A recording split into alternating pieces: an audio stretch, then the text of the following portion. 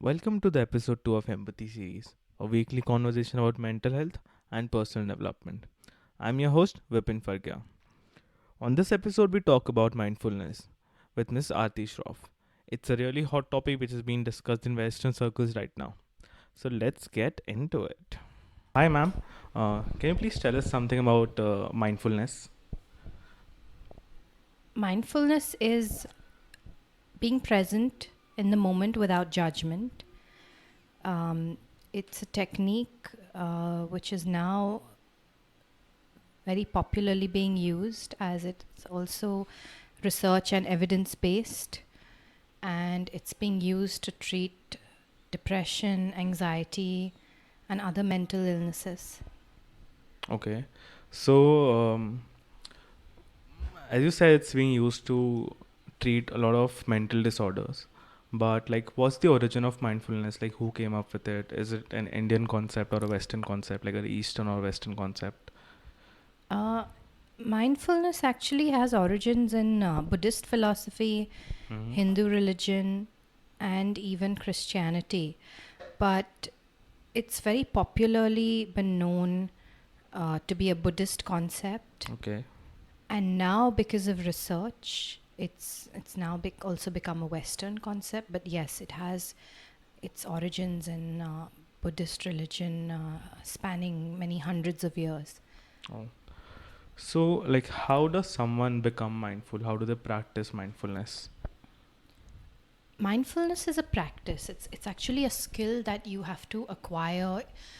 You have to practice over a period of time, and there are different ways of doing so. And once you do, um, you do tend to kind of become more mindful about things, and you're able to kind of manage unhealthy emotions and behaviors through the practice of mindfulness. Okay.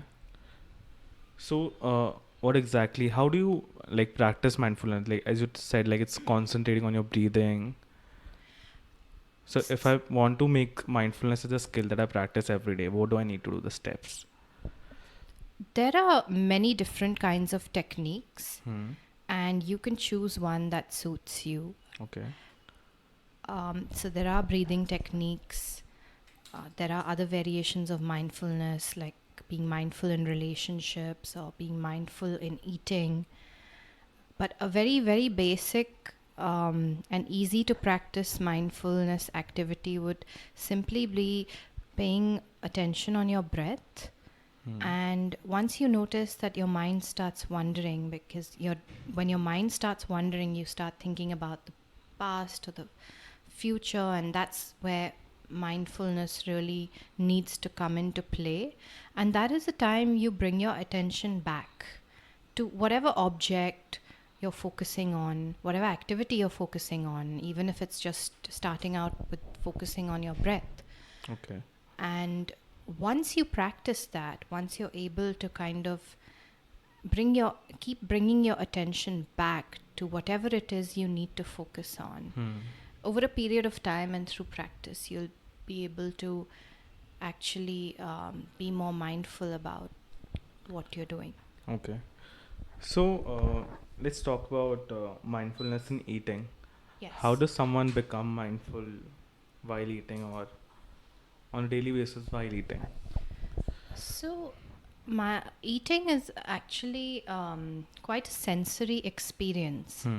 And when we're using our sensory perception for Yeah. eating and paying more attention in savoring the taste, the smell, the sight of food, as opposed to just being mindless about it and kind of eating, um, you know, very abruptly, not paying attention to what you're experiencing in that moment, it can result in mindless eating, which can Yeah. have repercussions like obesity, digestive issues, etc.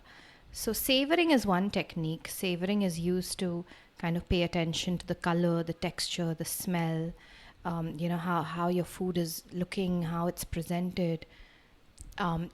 You can avoid distractions like talking to others, or bringing your mobile on the dining table, using cutlery, and creating an atmosphere which is least distracting, so that you're main focus is on your food. Okay. And not only your food, but how you feel while you're eating it, and how your senses are perceiving that stimulus in your environment.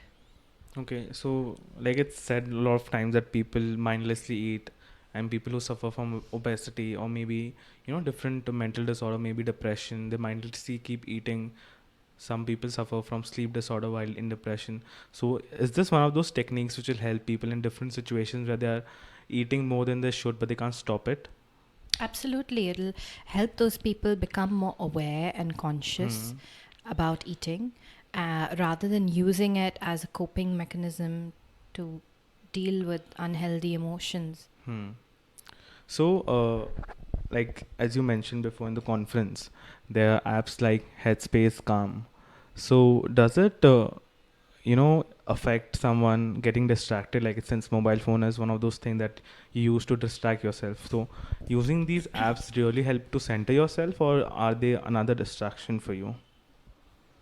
Not necessarily. I think they can simply be just used as a tool or as a medium to practice mindfulness. I think Okay. for people who are not aware so much about mindfulness can use this as a basic kind of training, a step by step process that apps like Calm and Hmm. Mindspace have to offer before they may be moving on to something more advanced. Okay.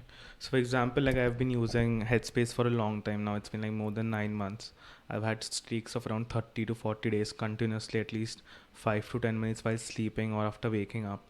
So, do I become dependent after a time, or do I leave the app? So, I've tried leaving the app, but I can't concentrate after that, right?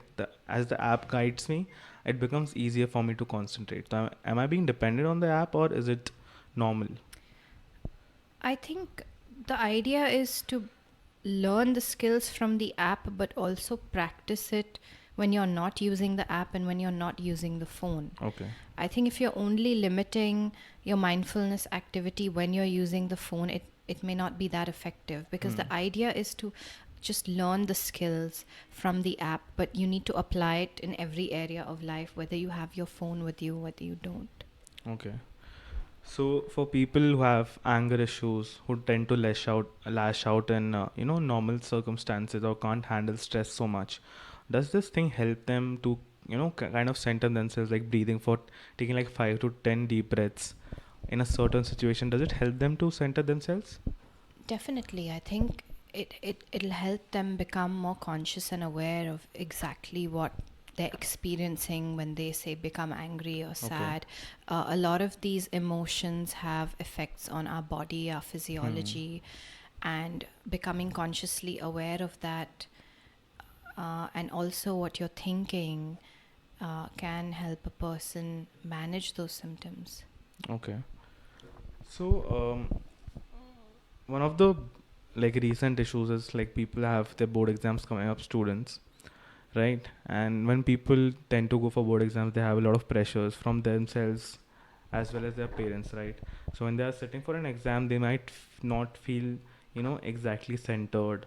You tend to forget things, but you studied so much. So how does it how can mindfulness help in this? Again, choosing any specific stimuli, be it an object, be it your breath, to kind of use that as a center of focus. So Hmm. then when you have these anxious thoughts, you can kind of pull away from those by focusing on something that's pre-decided and increasing mindfulness in that moment. Okay. So, since you're a psychologist and you do not prescribe any sort of medicines, how do you help these patients who come up to you with mindfulness? Can we discuss some cases? Yes. So there was a case of a lady who had difficulty falling asleep Okay. at night. She had no other, presenting symptoms that she complained of, which happened during the day. She was quite functional.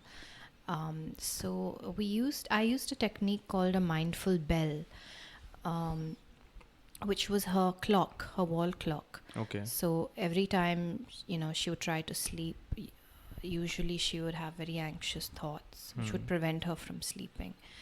So, focusing on the sound of the clock and practicing to recenter her focus on the sound of the clock every time her mind wandered helped her increase being mindful over a period of time. Okay. And over a period of time, after all this practice, whenever she would listen to the sound of the clock, she would her mind would automatically associate it with falling asleep. Okay. So the sound of the clock then got associated with her falling asleep, and that helped in her sleep issues. Oh. Yeah. That's great. So is there any difference between mindfulness and meditation? Yes, there is. Mindfulness is more focused as compared to meditation. When we're practicing mindfulness, our main agenda is to focus and pay attention.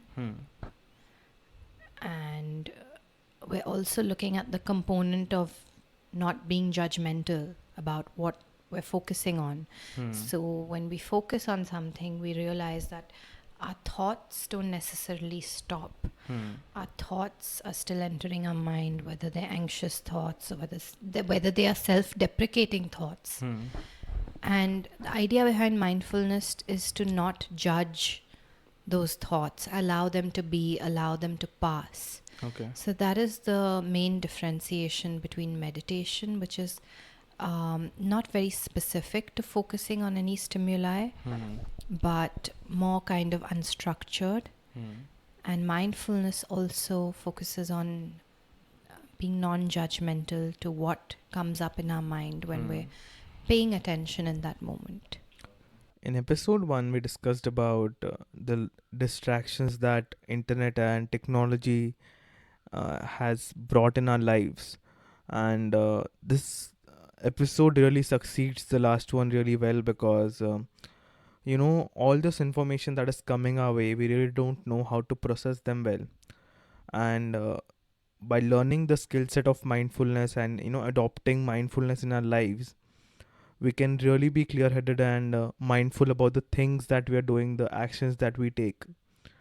I hope when you guys listen to it and try different things, research on the internet about what mindfulness is, or adopt meditation in some sort of way, and it will really help everyone to focus on the right things. So I hope you guys loved listening to this episode.